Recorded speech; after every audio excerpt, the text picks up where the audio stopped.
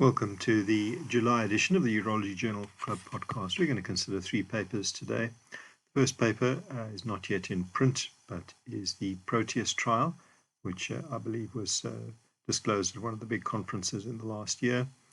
Essentially, the PROTEUS trial is a landmark trial which suggests that there is advantage to using androgen deprivation therapy plus a novel androgen receptor blocker, such as in this case apalutamide. This demonstrated that in high-risk prostate cancer patients undergoing radical prostatectomy that there was improved outcomes. So we've known for years from the Bowler work that in the setting of radiation for intermediate and high-risk patients, there is a benefit to hormonal therapy, but this has never been shown before in the setting of radical prostatectomy. The use of ADT plus apalutamide in terms of this study of over 2,000 men. They reached their primary endpoints of complete response and metastasis-free survival, and this marked a long-awaited therapeutic advance in this particular setting. And they also recognized that after years of failed attempts to demonstrate any benefit, as I mentioned above, the PROTEUS trial thus is a landmark trial. So what did they do? They administered 6 cycles of neoadjuvant apalutamide plus ADT, and they also gave a further 6 cycles after the surgery and then stopped. And this demonstrated a 9-fold increase in complete response compared when they simply gave ADT alone, the other arm of the trial, which had an odds ratio of over 10. So this resulted in a 20% decrease in the relative risk of metastasis and death. So it's worth noting that this has the potential to be practice changing. The use of apalutamide plus ADT is probably now the standard of care in patients who've got high risk localized prostate cancer. I think we also need to reflect on this step forward, because up to 50% of men who have high risk localized prostate cancer experience a disease relapse within 5 years after radical prostatectomy, underlying the limitation of a robotic prostatectomy despite decades of refining the open and then robotic procedure.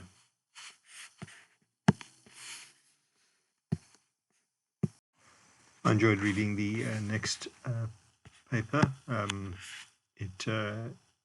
British Journal of Urology Review, looking at alternatives to radical cystectomy. I was impressed with this article enough to forward it to my colleagues. I think it's well worth a read.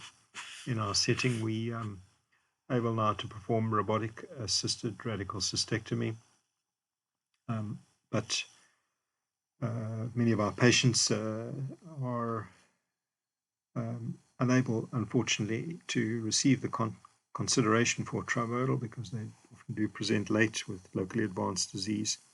They have the additional problem of being comorbid, and getting these patients through a cystectomy remains probably my biggest career challenge.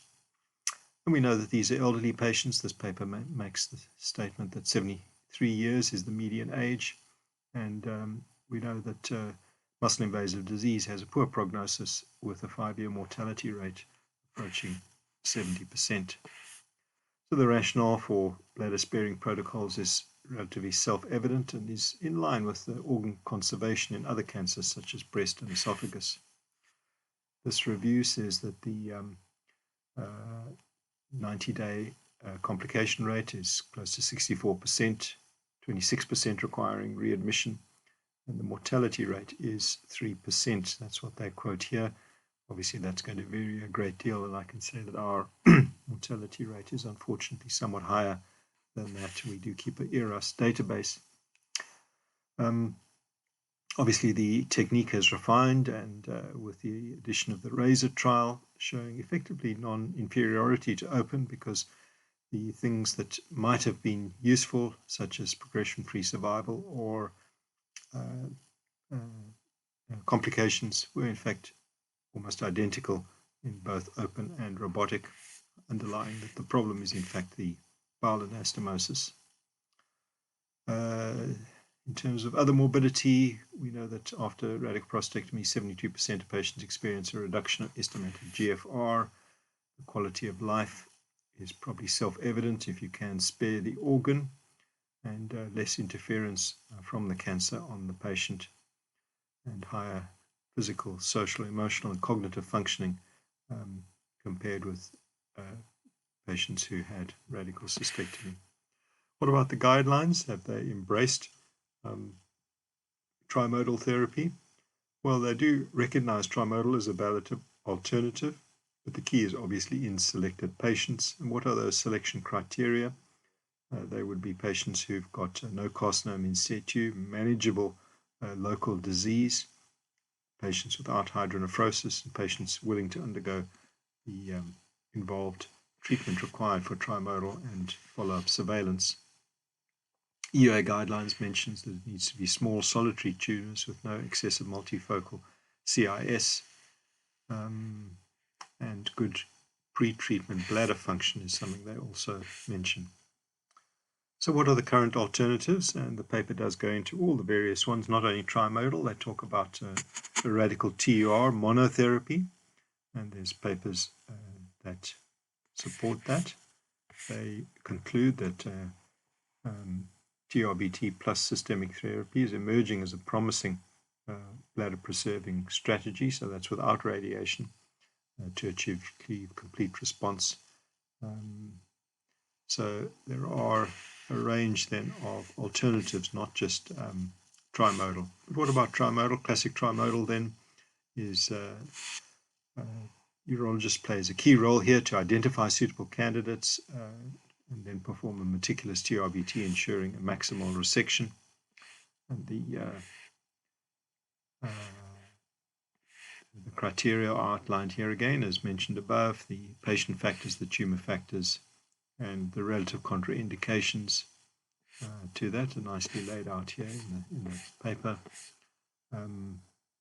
They talk about the radiation, total dose of between 50 and 65 gray, and this is usually roughly 6 weeks of treatment that are required. Again, the chemotherapy is an attempt to get locoregional disease under control, and the radiosensitizing chemotherapy is then given.